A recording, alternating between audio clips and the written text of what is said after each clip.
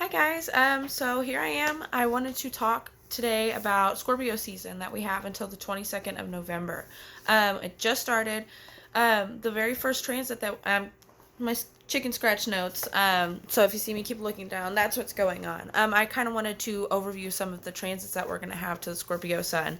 And starting right off, we have an opposition to Uranus and Taurus. Uranus and Taurus has been the one that's kind of been shaking up our material things, the way the economy is starting to go, our earthly pleasures, those kind of things. We can look at food sources, currency, those kind of things. And now, as relation to the sun, where our ego sits, now we're having our security challenge, basically. Whereas Taurus is very stable and plotting and moves very methodically. Scorpio kind of has the more fluid movement to it. Scorpio is more where Taurus is earthy and based in those kind of things. Scorpio is very intuitive and very knowing, and they kind of see through the veil. And that's going to last us through November 1st. We have our new moon on the 27th. So new moons are always course, setting your intentions, starting your new things. In Scorpio, like I said, Scorpio is powerfully transformative. So when you get an opportunity like the new moon conjunct the sun in Taurus, opposing Uranus in Taurus, and it's also, I believe, trying the North Node on that day. So it's a really powerful opportunity to completely reinvent. Kind of the theme with Scorpio, though, with the transformation is if you don't completely burn the old bridges and take this old self and just kind of drive it into the underworld in Pluto Hades fashion, then it'll keep going in a cycle. So here's this new moon opportunity to end that cycle and start a new one.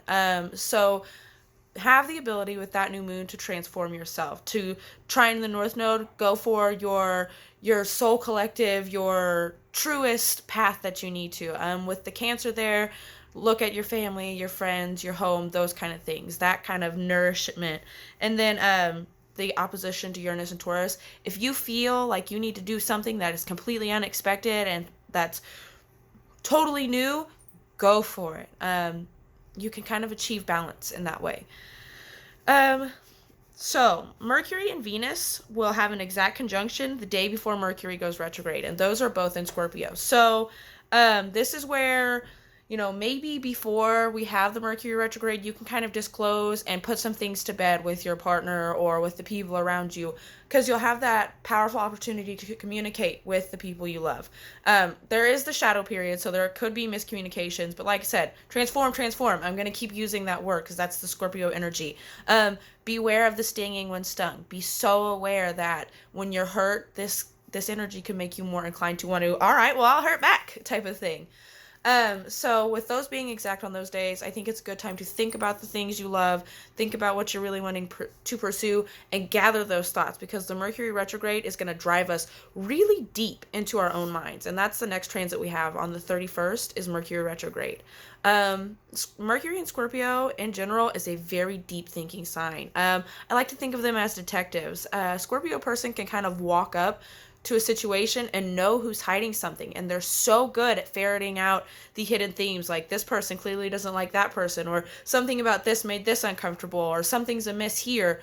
It's just that detective like brain. They want to know the wholest truth, but the flip side of that coin is they also want their own privacy respected. So those are going to be things that kind of come up as challenges in the Mercury retrograde, where you need to find a balance between needing to know everything about a person for trust and understanding that you need your own privacy for your own personal security type of thing, and being able to balance those in your own mind and in your communications with others. And of course, with Mercury retrograde, we see the things like the technical difficulties and the people coming back to our lives. Always evaluate that and make sure that it is truly going to be what you need, because often things that start in Mercury retrograde do not last, or they make it to the next Mercury retrograde, so on and so forth. Like I said, with that Scorpio energy that's kind of cyclical, things come back. Same with the Mercury retrograde. Things that weren't settled before will come back to be settled, and it's going to be very deep with that Scorpio in there. The next transit that we have is on the 1st of November. Venus will actually move out of Scorpio into Sagittarius. So that gives us a little bit of an air. Sagittarius energy is very free. It's fun. It likes to learn and explore. just kind of from the Scorpio, I need to know everything, to the Sagittarius is more laid back, the we'll just roll with it type of thing. So with that, you'll find some need for independence. So maybe with all the Scorpio energy being so deeply attached to everyone for so long and needing that soul gathering and connection, the Venus and Sagittarius will need to take a step back and be independent for a little bit and have some own freedom of exploration. The Sun is exactly trine a direct North Node on the 2nd and 3rd of November. North Nodes are only direct for about a day, so this is a big thing on its own, and then the fact that the Sun is directly trine it, these are fated happenings, especially with Scorpio and Cancer both being the super intuitive signs. Things that happen on this day are supposed to happen. Pay extra attention. On the 2nd also, we have the Sun moving into a sextile with Saturn. That'll last into the 14th. Those are illuminating where we need to be disciplined, where we need to get work done, and also kind of tough lessons that we need to learn, which are going to come up with any kind of Mercury retrograde. And then on the 3rd, the Sun will trine Neptune, which there we can either peak intuition on that. Oh, by the way, that will create a grand water trine between Mercury and Sun in Scorpio, North Node in Cancer, and Neptune in Pisces. So that is going to be a super high intuitive day. Listen to the messages you get that day. Pay attention to the signs. But try to be aware. Try to bring logic to the table, because Neptune, in it being our own undoing and kind of adding into delusions and deceptions, you need to get others' opinions, consider your own thoughts with a grain of salt kind of thing, and trust your intuition on those, because people can be deceptive on that. And that trine to Neptune is going to last till the 13th of November.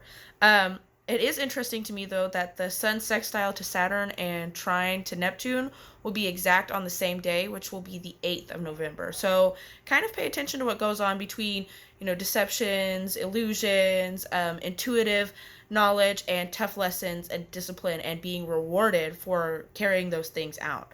On the 7th, we actually have two things that go on. The Sun moves sextile with Pluto, and then that's going to last until the 18th of November, and then the Sun also conjuncts Mercury retrograde.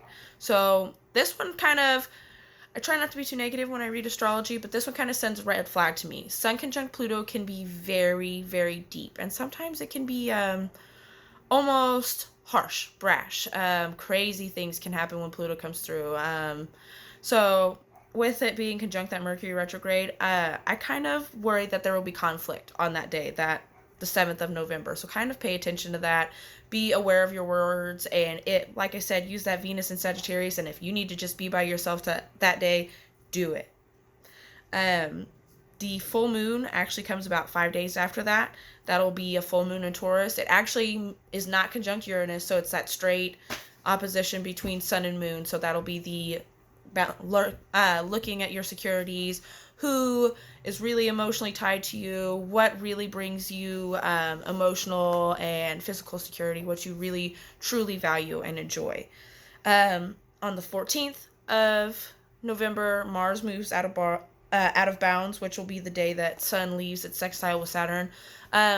Mars out of bounds is where Mars just kind of gets to act like its own little wild child self. It's kind of like a dog who reached all the way to the end of the leash and it snapped. It's in Libra, so it's in its detriment placement. So, again, with the Mercury retrograde, those kind of things, that can add some disbalance. So be aware of your harmonious themes with Mars and Libra and those kind of things, and watch how you act when things get unfair. I'll leave that one at that one. Mars enters Scorpio on the 19th of November. So there we've lost a planet in Scorpio with the Venus, but then Mars comes back, and that's where our actions are. Mars is our sex planet, so that's going to be a big focus, especially since Scorpio is the sex sign. But we're going to be more interested in the taboo things, the secret things, and the detective comes back out. And then Mercury goes direct the next day. Now we still have post shadow for a while, but Mercury direct is where we take all these lessons that we've learned from the 31st to the 20th, and now we can start applying them outwardly and forwardly. So instead of the Mercury retrograde, because a lot of people think that retrograde is backwards, I try to think of it as internal, introspective. So that deep diving Scorpio is going to go deeper into the subconscious with the Mercury thing. And then, like I said, on the 22nd, the sun moves out of Scorpio into Sagittarius. So those are just kind of the brief overview, of the transits that are going to go on. I do plan to try and do videos as these transits happen, just so you guys kind of get the fuller picture of it. I just wanted to give the brief here and there of it. If you guys have any questions, please message me. I love to talk to people. And like I always say, especially with these deep, dark diving things, the Scorpio energy is very, very intense. And it does take some strength and some fortitude to navigate it. And like I said, a lot of things that we're comfortable with, that we know and we're familiar with, that aren't really purposeful to us, are going to go up in flames. To say it lightly. Scorpio, a lot of people think of the scorpion, but there's also the phoenix attached to it. And as you know of phoenix folklore, it literally burns into ashes and rises as a beautiful bird. So if it feels like everything is falling apart and you're sitting in the room of fire, just know that you are about to come up, as long as you choose to. And then other than that, be sure to don't try to weather this alone. If you feel like you're overwhelmed, please get some help. Make sure you try to check on your friends here and there if you have the ability to, and just know that every day is a forward, constant motion. Every day we can try something new, change something new. So try not to get too defeated. This is going to be a powerfully transformative time. So when you feel stuck, when you feel like this is crap, really look at where you can change it. You are in charge. And that's Scorpio is Mars ruled, traditionally Pluto, but it is also Mars ruled. So that is action. You can take action. You can get out of it. So like I said, always take care of yourselves and each other. And thanks for watching again.